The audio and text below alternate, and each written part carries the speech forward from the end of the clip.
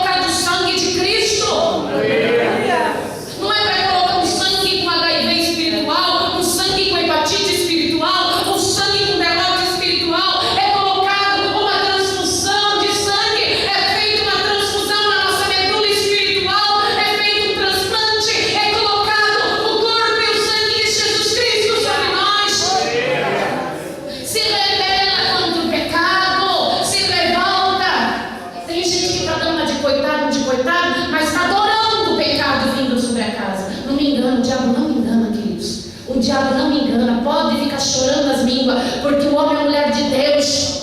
Ele não fica abrindo brecha para o diabo entrar. Eu não quero que o diabo atinja meu casamento, então não vou invejar o casamento dos outros. Eu não quero que o diabo destrua os meus filhos, eu não vou invejar os filhos dos outros. Isso é uma grande brecha. Então na hora do povo de Deus fechar as brechas para o diabo e abrir uma invocação constante ao Deus vivo. Eu quero que hoje se levante um povo revoltado contra Satanás, não aliado aos demônios, mas revoltado contra ele. Nós fazemos parte de um povo santo eleito, que tem um modo de vestir coloquial, tem um modo de se comportar muito comum. Mas, queridos, se rasgar esse corpo nosso, se rasgar nossas vestes, nossos corpos, vai encontrar, sabe o quê? Uma veste de núpcias que Jesus Cristo lavou, comprou com seu próprio sangue. Vai encontrar pureza e santidade.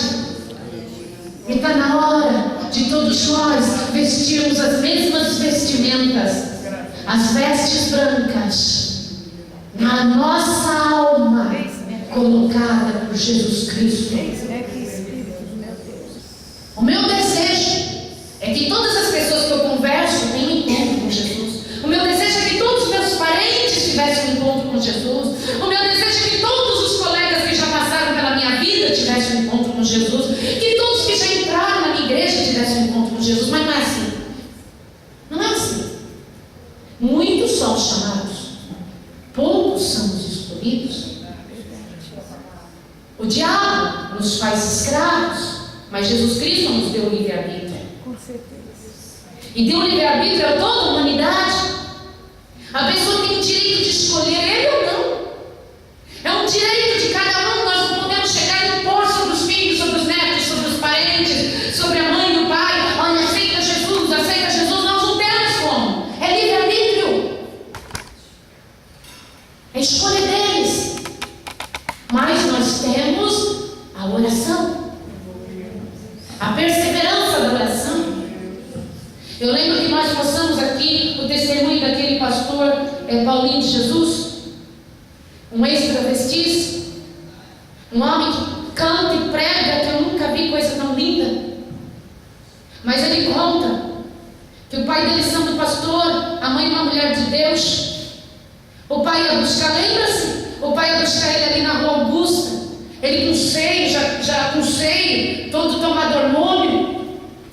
E o pai, quando ele ia chegando, o pai dele ia chegando para buscá-lo, ainda levava um agasalho, colocava sobre ele e falava: vem meu filho, eu vim te buscar. A mãe dele, quando perguntavam para ele: como você vê o seu filho vestido de mulher? Ela falava: eu não vejo meu filho vestido de mulher, eu vejo meu filho vestido de terno, pregando no púlpito. Viva a palavra de poder de Deus. Eu não entendo essas mães e esses pais.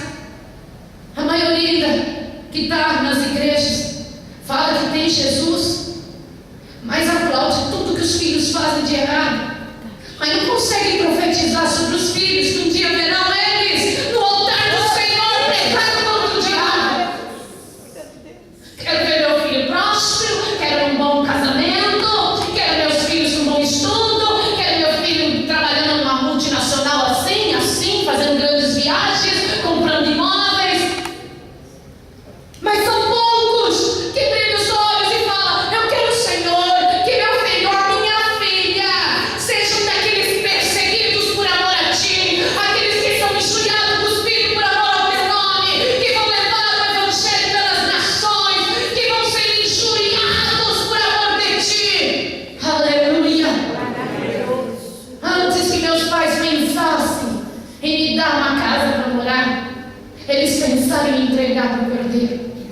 E antes que eles me dessem um teto próprio para morar, bem antes, eles já me colocavam no altar com sacrifício de adoração a Deus. E eles me preparavam para ser uma obreira, uma pastora, uma mulher de Deus. Eles me preparavam desde o primeiro instante que eu nasci. Desde o momento que eles ergueram-me no altar do Senhor, eles me preparavam para isso. Eles me prepararam para ser uma filha única, queridos. Eles me prepararam para estudar em ótimas faculdades. Eles me prepararam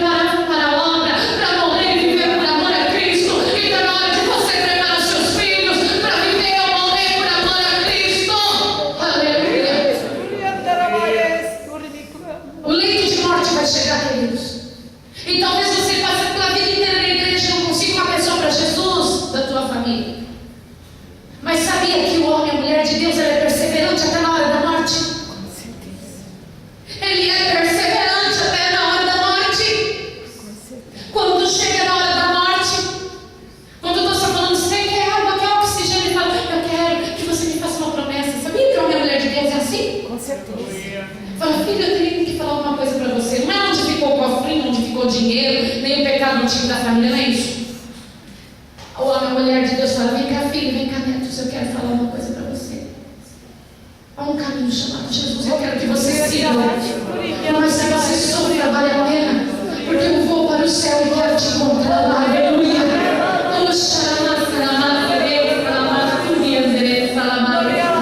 Aleluia. O homem e a mulher de Deus, até no leito de morte, ele trabalha em favor de salvar uma alma para Jesus. Aleluia. Tem uns aqui dentro, queridos, que não vão entrar no reino de Deus, mas a maioria vai, e essa maioria tem que acordar, essa maioria tem que despertar, essa maioria tem que crer, tem que fazer o impossível acontecer. Você tem que se revoltar contra o diabo. Esse ali é o reino de Deus. Você pode profetizar a bênção, você não pode exigir ninguém mudar, mas você pode todos os dias acordar e profetizar uma bênção. Em nome de Jesus. Todos os dias você pode falar com Deus e profetizar uma bênção diante do trono do Senhor. Verdade, Senhor. Não é chegar na cara da pessoa e falar, olha, eu profetizo essa bênção. Às vezes não dá certo isso, queridos, isso muitas vezes não dá certo. Mas você pode chegar lá no trono de Deus, com o joelho no chão, e profetizar bênção sobre a tua família, sobre os teus amigos, inimigos. Você pode. Está entendendo? Nós não podemos mais ser aliados ao diabo. Eu vi uma pessoa de Deus falando bem assim: para fazer o suco ou o vinho é necessário pressionar a uva, e para fazer o azeite é necessário pressionar a azeitona.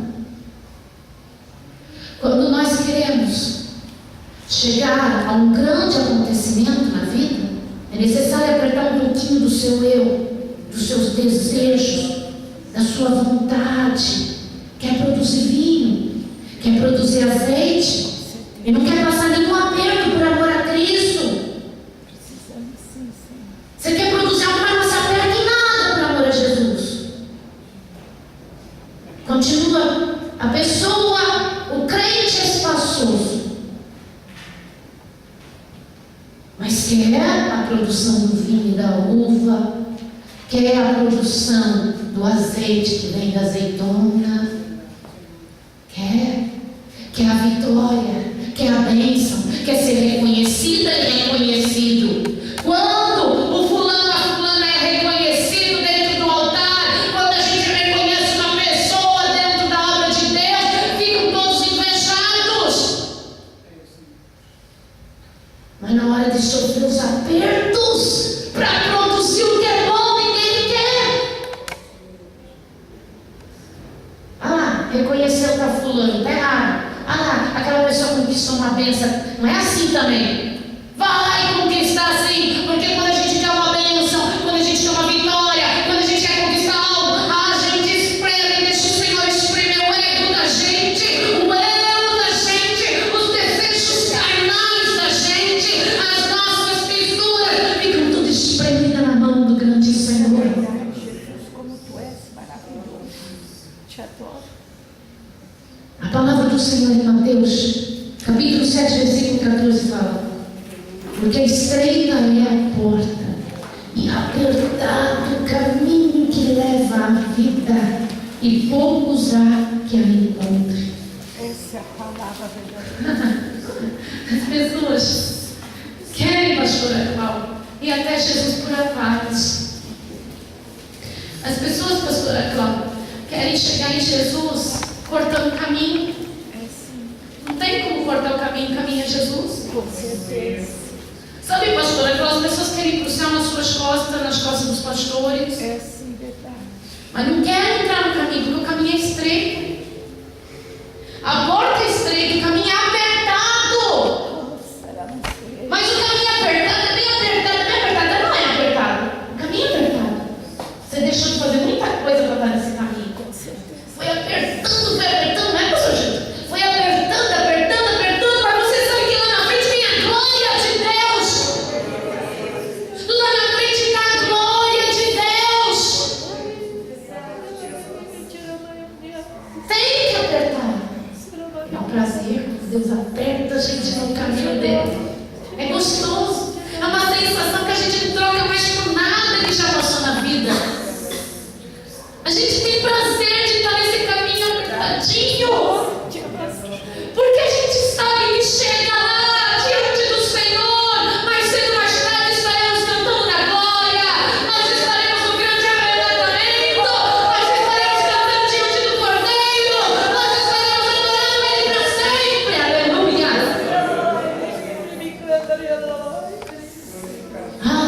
Eu aceito Jesus, eu ganho carro, eu compro casa, minha família se torna uma família ungida. Eu estou entrando numa porta estreita, eu já entrei, quer dizer, eu entrei numa porta estreita, estou no caminho apertado, as pessoas nos condenam. O Senhor Jesus deixou bem claro que os nossos próprios parentes se levantarão contra nós. Alguns nos sacrificarão pensando ainda que estão dando oferta a Deus, que estão agradando a Deus em nos maltratar. Por isso que tem bastante crente brigando com crente, porque acha que ainda está fazendo a obra de Deus brigar com outro. Mas é bíblico. Você não pode ganhar a tua vida eterna sem perder essa. Vai perder a vida eterna por nada? Até quando? Até quando a tua alma não vai ter valor para você mesmo? Até quando você vai deixar a tua alma na mão do inimigo? Toma posse do que o Senhor te deu. Tenha revolta contra o pecado. Você pode. O Senhor te deu essa oportunidade. Pastor, eu sou tão coitadinho. Eu sofri tanto na infância. Quem não sofreu na infância? Vai, atira a primeira pedra. Se o pai foi embora, porque o pai foi embora. Se o pai ficou em casa, porque ele traumatizou todo mundo ficando em casa. Não é? Se a mãe é boa, porque ela era uma coitada perdedora. Se ela era ruim, porque ela era uma megera. Não é assim. Se teve comida, ficou mimado. Se não teve, ficou também traumatizado. Todo mundo tem marca. Com certeza. Alguns têm mais do que os outros, não vou negar. Quando se chega em assédio sexual, eu acho que é a pior marca que existe. É ou não é? Violência contra uma criança, física, seja qual for. É terrível. São chagas difíceis. Mas olha bem, você que sofreu violência sexual na infância, ou você que apanhou muito na infância. Olha bem. Eu tenho, deixa eu dizer, ainda tem uma cicatriz aqui, ó. Não dói mais não. Não dói mesmo. Só dói na época que eu era criança que eu caí. É assim? Olha bem para o que fizeram com você na infância. Olha bem. Não dói mais. Não dói. Só está a marca para falar que você venceu tudo isso. Oh, glória a Deus. Em nome de Jesus. Esse Deus é maravilhoso. Você não precisa ser pirado porque foi estupado. Você não precisa ser, sabe, vingativo. Você não precisa nada disso. Acabou em você. Essa maldição que foi colocada na tua vida acabou. Oh, em nome do Senhor. Você aceitou, Jesus, acabou. Pastora, mas é difícil. As lembranças eu sei. Eu também tenho meus traumas que faziam, não nesse sentido. Graças a Deus fui poupada. Mas eu tenho meus traumas também. Eu era filha de pastor, você acha? Igreja, você sendo filho de pastor, você sai traumatizado. Eu lembro que eu vi minha primeira briga de casal, que meus pais tinham a igreja na frente, assim, na casa, e o restante da casa era onde a gente morava. Ali na Sabará. Hoje não existe mais. Tudo que eu vou contar já não existe mais. Terrível, né? Eu sou um renovo. Oh, glória. Mas aí eu lembro bem assim, que chegou, eram os donos de uma fábrica de farinha de mandioca. Que a gente ia orar lá no interior de São Paulo, em Sorocaba. Eu lembro bem disso. Era um lugar, né? Eles tinham um poder aquisitivo bom. De repente eu lembro que chega uma gritaria pequenininha em casa e meus pais, se eles brigavam, eu não via. Naquela época, depois assisti bastante coisa, mas naquela época eu não via nada. Eles viam bem. De repente chega um homem correndo na frente, a mulher com a peixeira atrás. Eu mato! Eu pequenininha assim, não vai matar ele, mãe. E o homem, não me mata. Ele me traiu com não sei os quantos. Eu traí, mas agora eu aceitei Jesus. Eu lembro direitinho. E eles iam subindo pelos móveis, ela atrás, eu lembro direitinho da história. Era assim mesmo, né? Com certeza. E o facão para mim, eu era criancinha, o facão para mim era desse tamanho. Mas era Era mesmo? Eu nunca vi com exagero, digo a verdade. Não era fácil. Aí, todo santo culto, tinha uns 3, 4 que vinham chorando que o marido traiu. Eu já falava assim, eu nunca vou casar, mamãe. Eu falava, igual Felipe, mamãe, eu nunca vou casar. Nem pensar. Você vai fazer, eu vou ficar para sempre com você e com o pai. Para sempre, não quero nem saber de casar. Eu estou casada, glória a Deus, pelo meu amor. Glória a Deus. Minha bênção. Mas eu via cada coisa, eu nunca na vida. Para quê? Para me pegar assim? Não é traumas. Jesus cura ou não cura? Jesus cura, queridos. Jesus transforma. Jesus liberta. Então, na hora de você tomar posse da tua libertação, Oh, glorificado seja, Senhor. nós estamos vivendo a pior época que tem, sabia? Não, pastora, eu estou na melhor época do mundo, eu não sei o que ia fazer sem o celular, pastora, o iPad, o iPod, o iPud, sabe? Eu não sei o que ia fazer sem o computador, e a energia elétrica, pastora, é tudo para mim. Mas nós estamos vivendo a pior época, Com certeza. porque não tinha o iPad, o iPod, o iPud, sabe, queridos? Mas tinha amor, É verdade. tinha amor, tinha respeito. Se você abrir comigo em 2 Timóteo, capítulo 3. Você vai dizer assim, ai pastora, eu não consigo viver sem tudo isso. Nada, se você é bem amado, você vive sem tudo isso, sim. Com O certeza. amor é uma fonte inesgotável, é uma riqueza, o amor é uma riqueza, gente.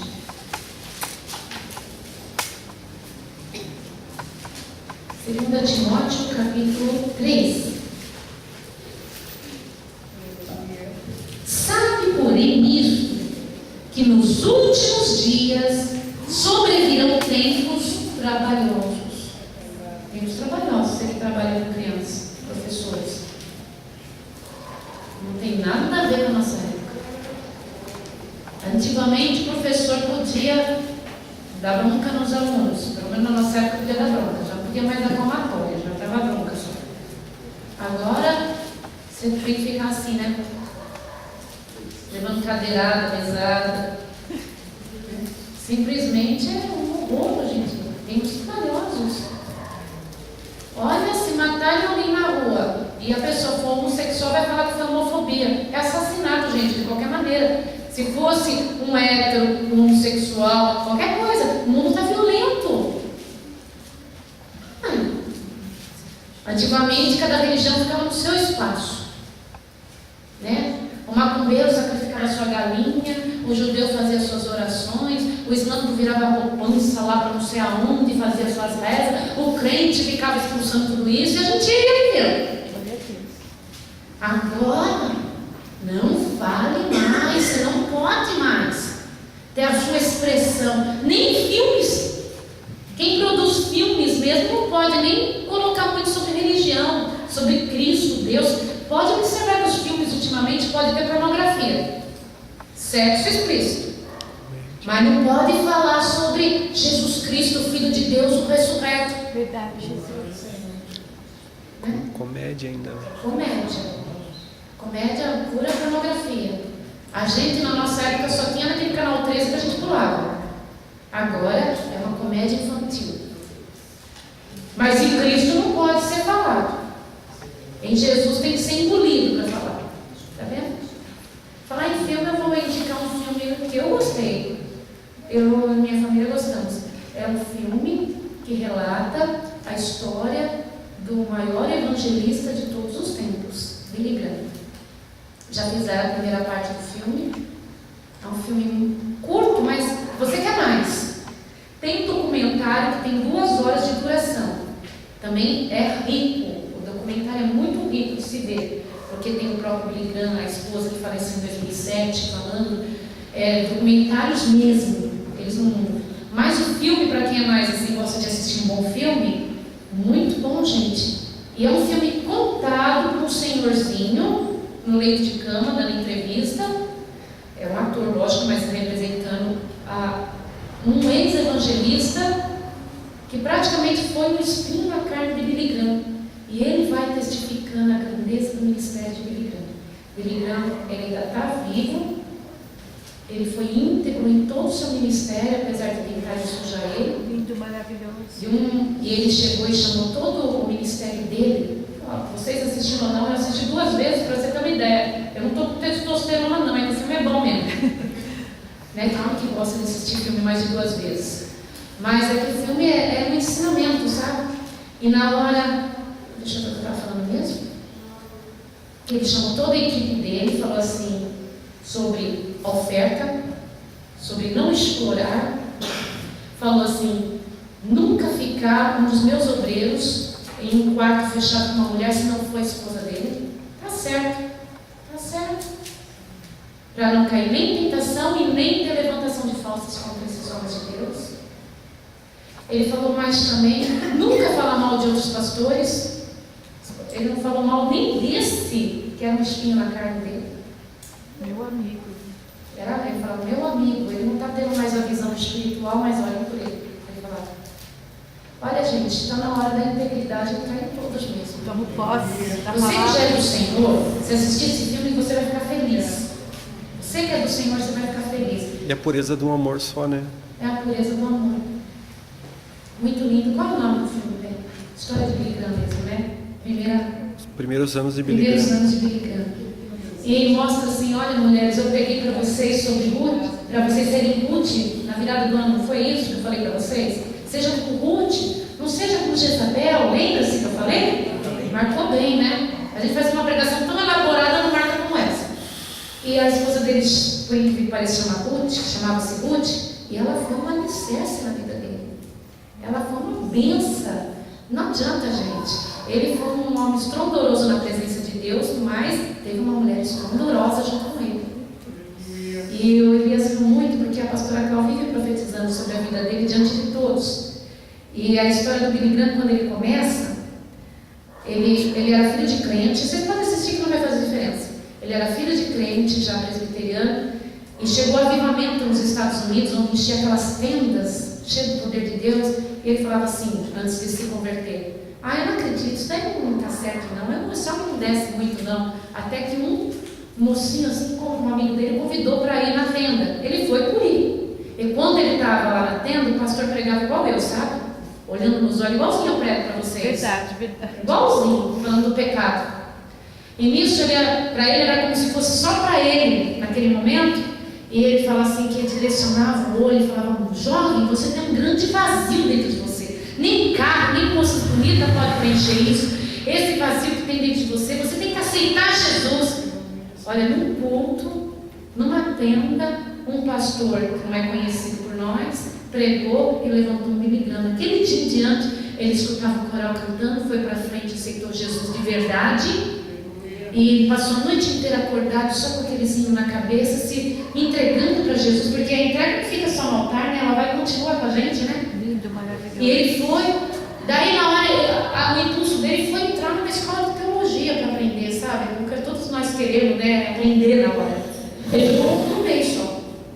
Ele foi fazer o primeiro discurso dele, viu, João? A primeira palestra dele ele foi fazer, numa igrejinha pequenininha, e foi ele e um amigo dele assim, falando, não entro. Isso não é para mim. De repente, quando ele entra assim, chamado no altar, resumindo, tá? Ele é chamado no altar assim, com aquela bola de folhas assim, com estudo bíblico. E ele só imaginava ele pregando assim, todo mundo aceitando, né? Ele via assim, mas na verdade ele estava bem paradinho assim, e o relógio passando, os minutos, ele sem falar nada. Aí o Elias viu muito, ele falou, olha eu aí, ele brincou. de Jesus.